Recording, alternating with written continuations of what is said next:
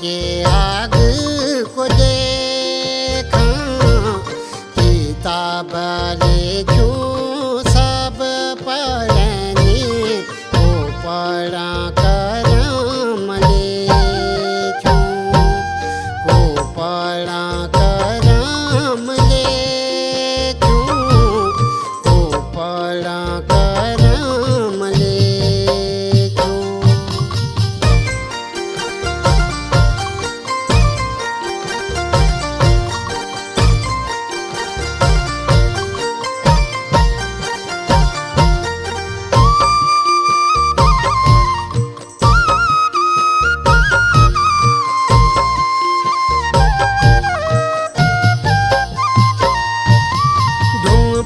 बोझबोती पढ़ाया लिखाया ठुल साप होला से लगी थी, बुढ़ापा में डीराटा डाला, मन में यश विश्वास जगी थी।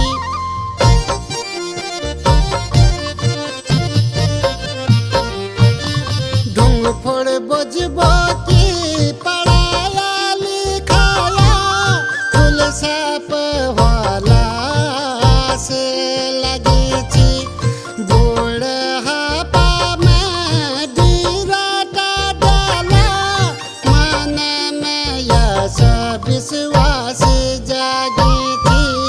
परियों के बात सुन बेरा छोड़ी, बुढ़बाड़ियों की देख रेखा, को पढ़ा करम लेखा, को पढ़ा करम लेखा, को पढ़ा करम लेखा।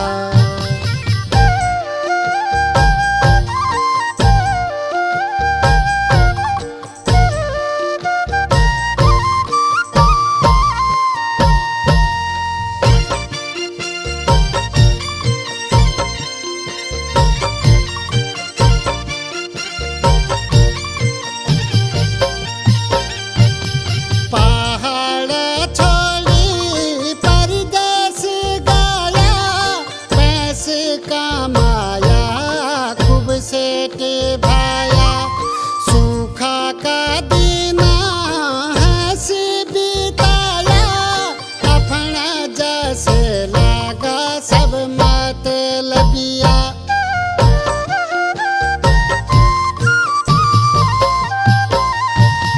पहाड़ छोड़ी परदेस गया, पैसे कमाया खूब सेठ भाया, सूखा का दिन हंसी बिताया, अपने जैसे लगा सब मतलबिया।